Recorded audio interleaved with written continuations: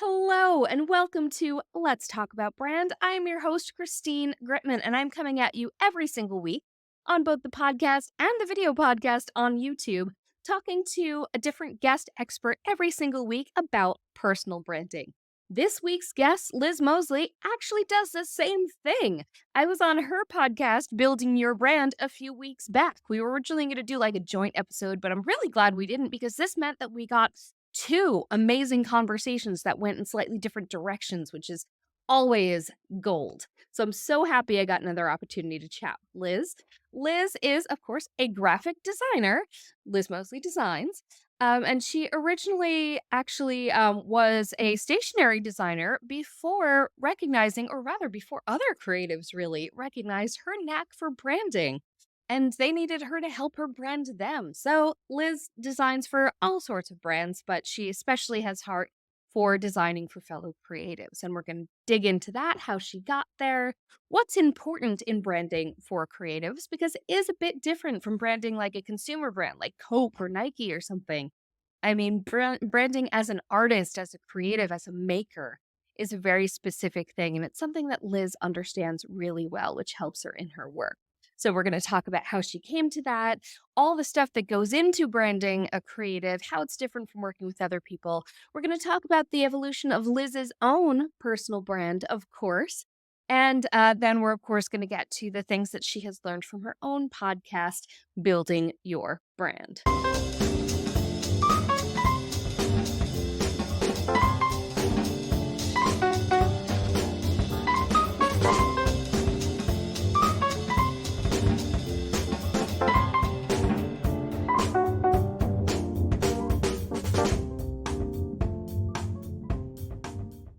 All right, so without any further ado, let's talk about brand with the host of Building Your Brand, brand builder Liz Mosley. Come on down. Love it. Thanks for having me. Thanks for being here. Now, I was on your podcast recently, and so now you're online, and we've been at the same events and all of that. And of course, one word in particular attracted me, obviously, brand. Yay, brand. Love branding people. So I would love to hear just a little bit of kind of background from you as to how you got into branding, how branding became your brand, how that really became your thing to focus on. Yeah, sure. I guess I come to it from a bit more of the design perspective than you do. But basically, I studied graphic design at university. It's always been my thing. I've absolutely loved it. Probably one of the rare people who are actually who's actually working in the field that they studied in, because I feel like amongst my friends and my peers now, that is becoming, we all have a lot more varied and interesting careers, I think, where people move around a bit. But yeah, so I've been working in design for over 15 years. And basically, I spent a long time working in-house at a university. And while I was there, I really loved working there, but obviously was working for the same brand all the time, design wise. And So just to clarify, do you mean like literally doing design for the university?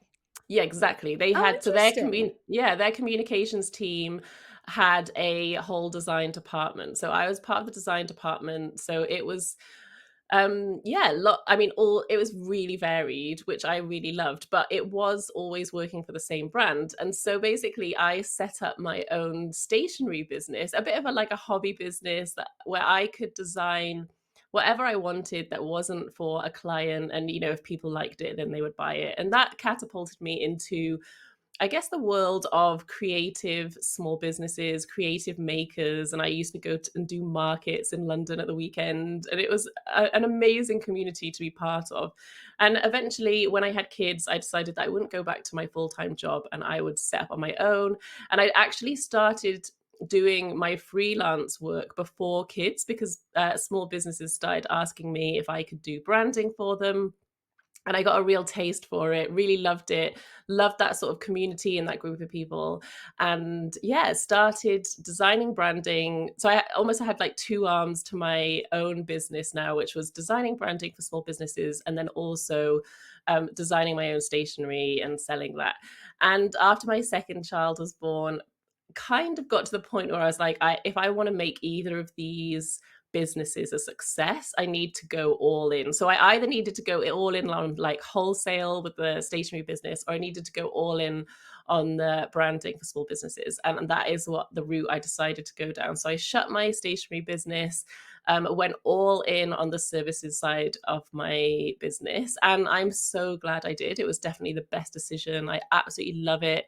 I've been doing sort of focusing on the branding, like the designing branding for small businesses for about 7 years now. And yeah, it's my true love. I love it.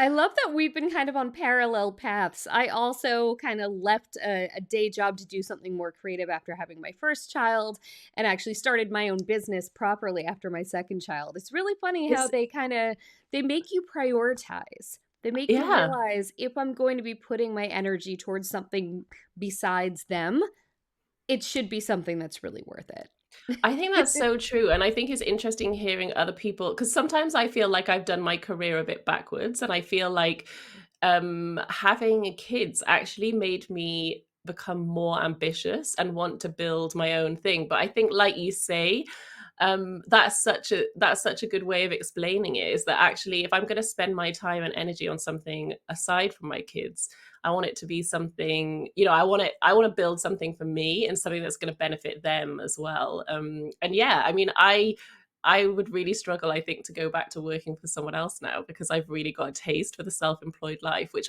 always makes me laugh, because that was never a goal of mine. A lot of my friends, when we came out of art college and finished university, had dreams of setting up their own agencies or working for themselves, and that was never an aspiration of mine. But yeah, having kids really changed that for me.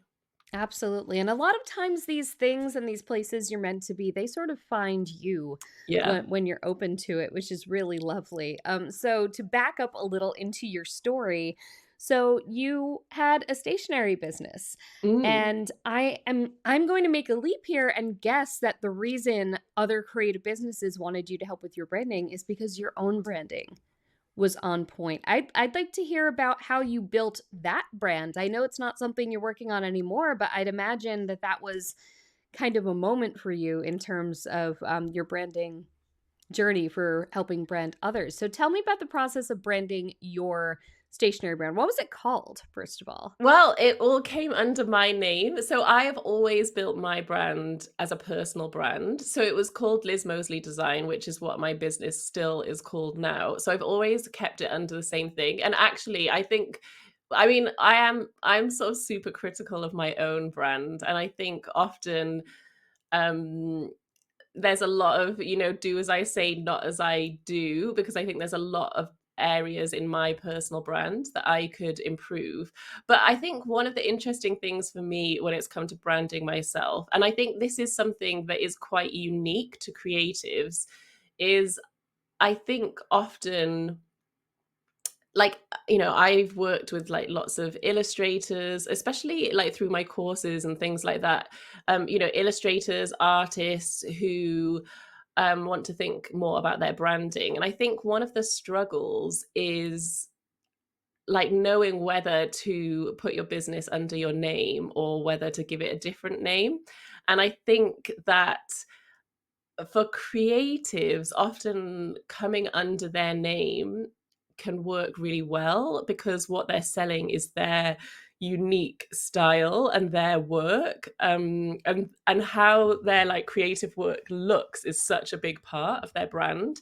And so yeah, so it's always been under my name, which I think when I look back, I'm like, oh, that was a bit boring. But actually, I think it's worked really well for me now, because the personal brand has always been there. So it's been easier to like grow on that as my business has changed. And I'm sure it also kind of helped with the pivot, because now you've run two businesses under the same name, essentially. And we will get to the pivot in a bit, because I am curious about how you navigated that. But let's talk about how you branded Liz Mosley Designs when you were when it was straight up a stationery company, and then how others sort of came to you from there. Yeah, well, one of the things that I think is quite interesting is I think if you are a designer or an illustrator or a painter, I actually think your visual branding, like there's different challenges for you with your visual branding because I think often your work needs to take center stage and your like visual branding then needs to almost take a bit of a step back and be there to like enhance and support it but not distract from it. And I think this is something that like a lot of creatives struggle with because I think often when you see businesses, you know, like rebranding or launching new branding, um like there's a real story with the actual how the brand looks and there's a concept and you know like there's all of this stuff that goes around it, but I think for creatives often that isn't necessarily the route that they should go down because I think their work needs to take center stage.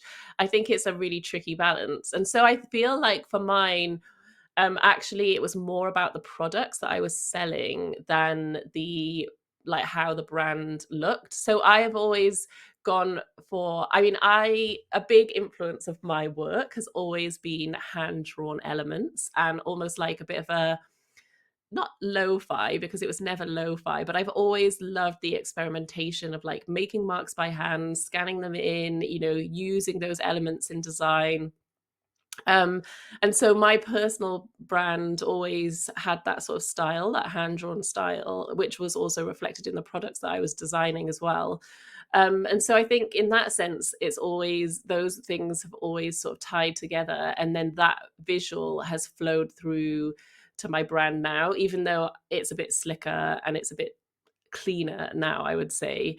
There's still that nod to the like hand drawn. So my logo is basically pretty much like my signature. You know, it's like a handwritten version of my name. And you know, it's not going to win any awards, and it's not got any sort of magical, you know, secret concept behind it. But at the same time, it's very personal. It's I think it's like warm and welcoming and friendly. And so yeah, that's the sort of route that I've gone down. I love your point about how for creatives, it really, the brand needs to not be so structured that Mm, it's the thing before the creations and the art, because the art needs to be able to have, you know, different collections and go in different directions. It needs to be flexible. So mm, that is certainly a really really really good point. Being on brand should not stifle your creativity in a creative brand. But to that end, I'd imagine, I mean, I've worked with creatives before, and you know, artists and makers and things like that. And one thing I've seen some of them struggle with is the idea of being a brand, simply because it's something that's so, it's from a passion and it's so personal, and even if they have made a business out of it, you know, there's often even a bit of conflict there about sort I of, yeah, yeah. I think that's such a good point, and I think I've definitely noticed that teaching workshops and teaching about branding, that that has been a huge barrier for a lot of creatives.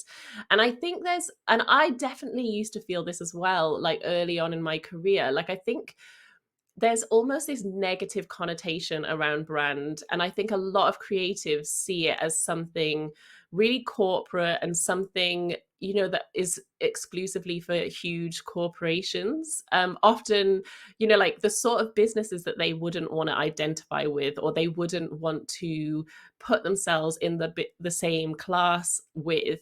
And I do think that that is a real mental block for a lot of creatives, and such an interesting point. But I think it's one of those things that it's so important that we work through mentally and we sort of get through that barrier, because actually I think it's really hard to take your business seriously and to make it what it could be, you know, like to turn it into something really successful that's going to work for you, unless you shift your mindset and start thinking of it as a business and as a brand and thinking of yourself as a personal brand. And I think that has got easier now that we talk about personal brands, because I think the idea of having a personal brand as a creative is more palatable than the idea of having, say, a corporate or a you know, like more business focused brand. So I think that sort of has been a helpful mental shift for creatives for sure.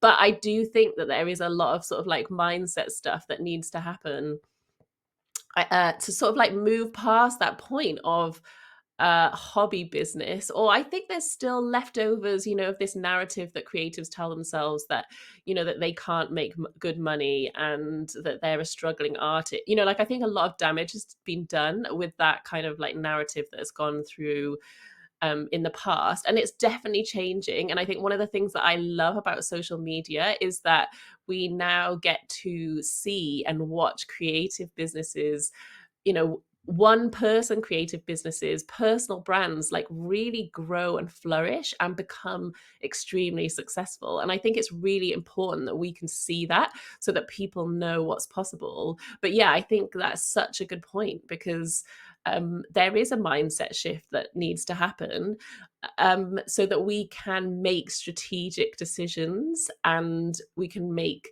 good decisions based on how we are going to grow our brands, whether that's a personal one or not. Now, to that end about creatives growing their brands, as you said before, for a creative, their brand, it is very personal, and they are a creative person.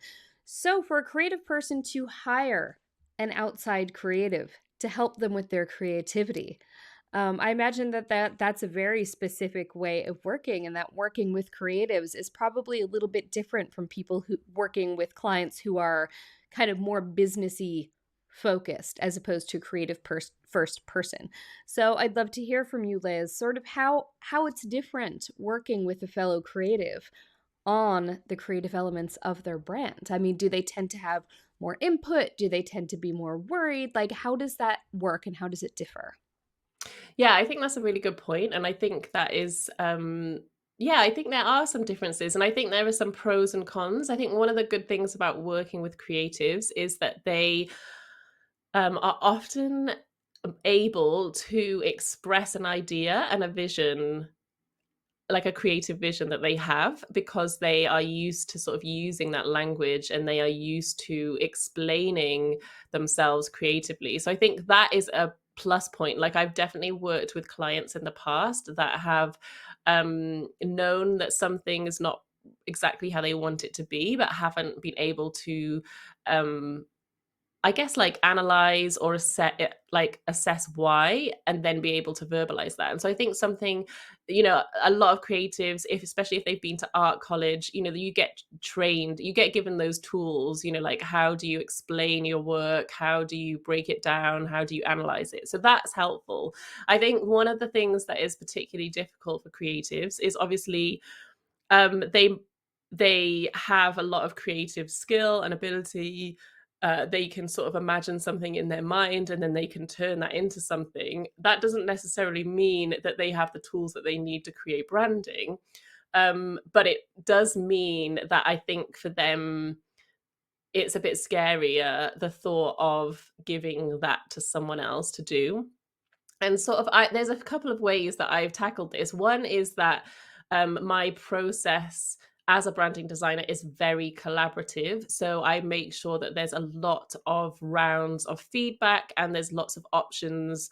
The way I sort of create and present work allows for them to sort of analyze and compare things and give me feedback. And we, work together then to get the design to what they want it to be. But also, that is a big part of why I created a course, which is basically called Design Your Own Branding. And there was like a few motivations for doing this. And it's not really, I think probably some people in the design industry would frown on this as an idea, but I do think that there are a lot of creative like practitioners who actually they don't want to lose the sort of control of that creative process and they want to create their own branding. They just don't necessarily have the process or the tools that they need to do it. And so then I can guide them through that process and be there to support them and help them and give them advice and give them technical advice as well. if they maybe don't know how to use the tools, but they're still then in control of the creative process. So I've kind of gone down two different routes. Like refined my process to make it work well for other creatives, but also taught courses so that they can actually retain control of that creative process. What are some of the elements that creatives in particular really need to have in their branding? And does it kind of differ from how another brand might? I mean, to your point earlier, with creatives, the work has to come first. The brand can't really be the thing that's in the front there. So what are considerations when coming up with branding for a creative? So I think they really need to think of how the visuals of their brand are going to work alongside that their actual work. And I think a big part where we see this, like one of the first things that we notice about brands, just because of how our brains work as humans, one of the first things we notice is the color. And it's very subconscious. And I think one of the challenges for creative businesses is often their work has a lot of color in it. And so they need branding that is going to be flexible enough to kind of like exactly how you mentioned earlier, like it needs to be something that's going to work with different collections. It's going to work as their sort of creative practice and their work evolves and changes over time. And so I think that is something to consider. And I often think that branding for creatives needs to be on the simpler side, rather than the sort of more complex side. And I've seen, there's lots of different examples, and there's never one size fits all. But like I've seen some instances where you'll have an illustrator who has really bright, vibrant, creative work, and actually the best option for them from a branding perspective is to actually keep their brand, like, and how it looks almost like monochrome and simple, so that it is a nice contrast to then their bright, vibrant work, and then it's not clashing with the colors.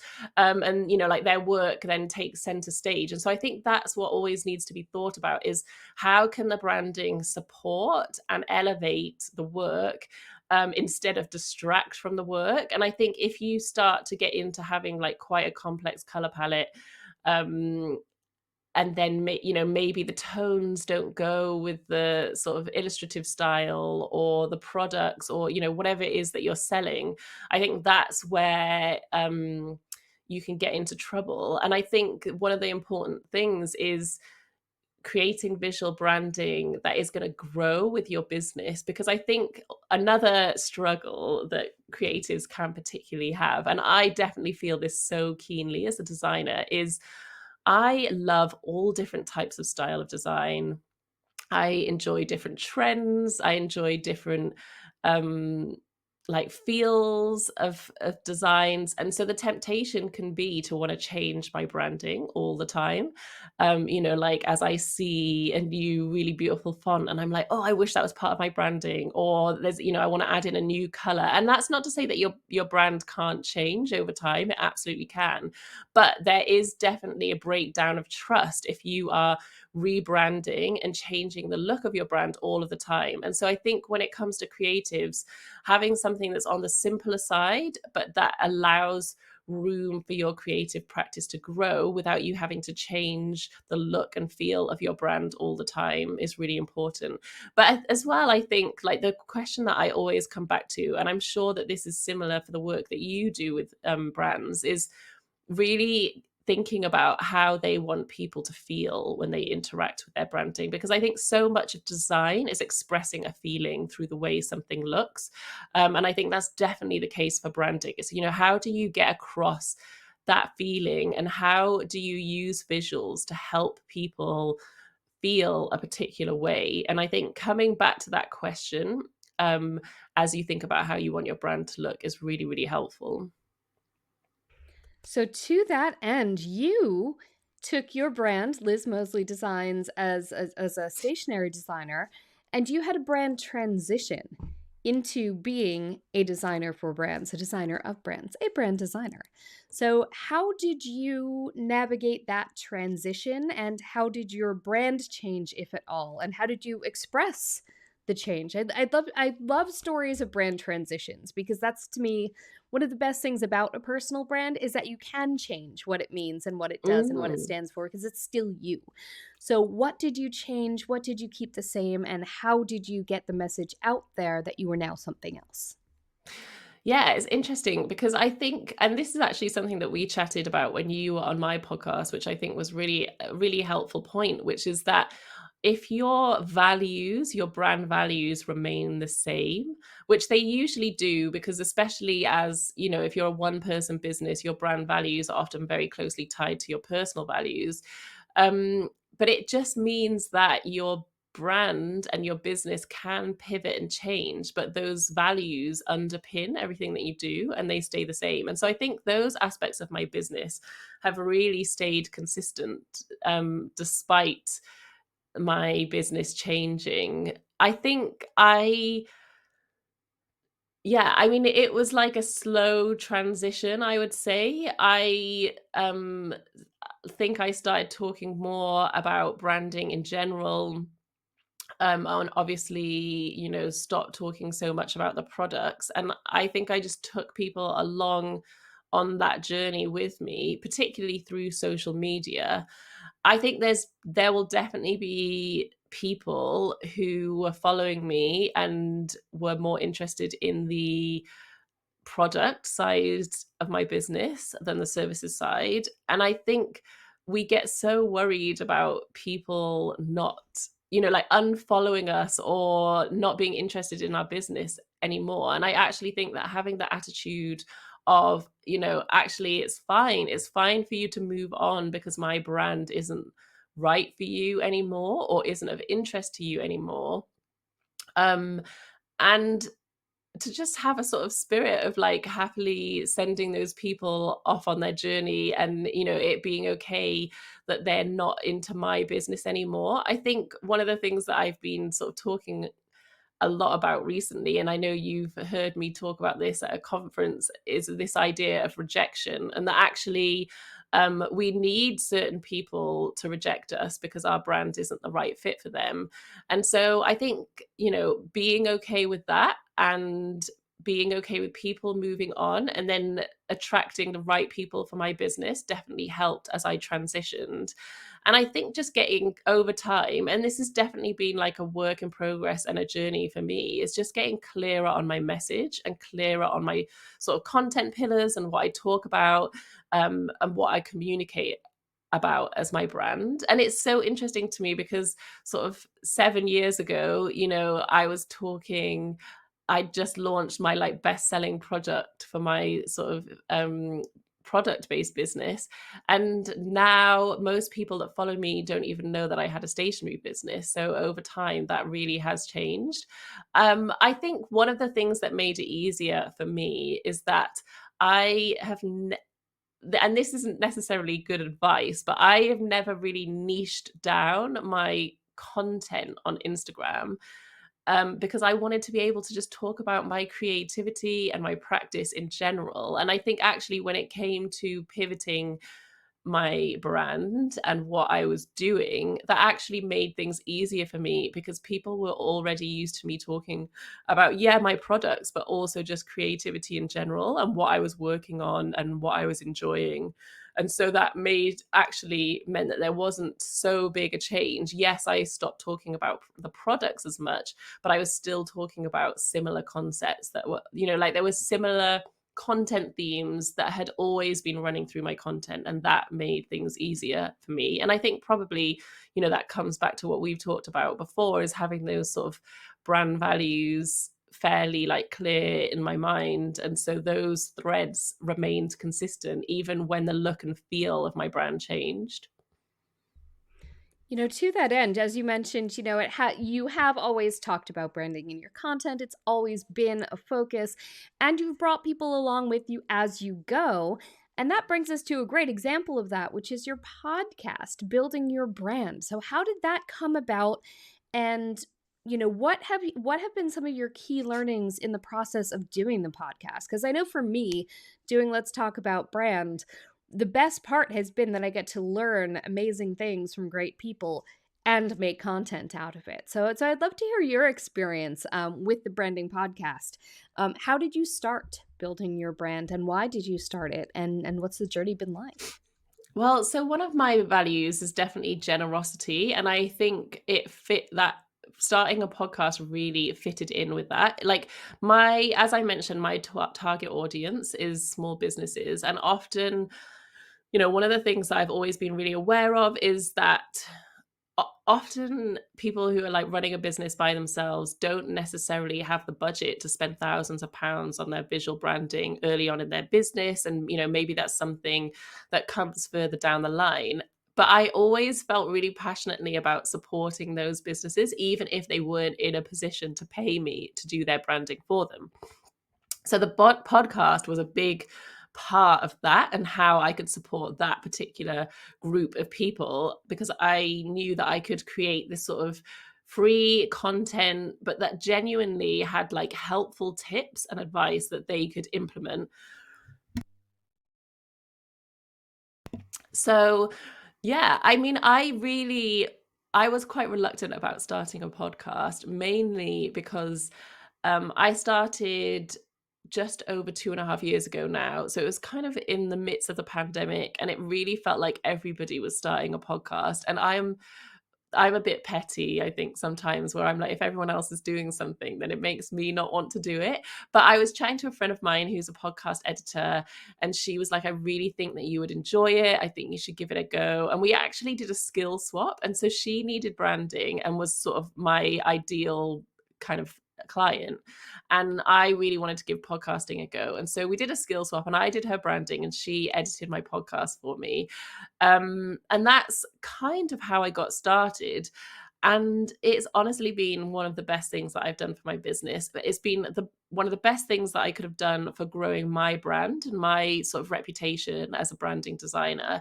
And I think, yeah, similarly to you, I get to learn so much from the people that I interview, which is amazing. That one of the sort of side effects that I hadn't really considered is how it's grown my network. And we like, I was going to sit here and chat for, I don't know, 30 minutes to an hour, and actually you get to know people really well when you talk to them in that kind of way.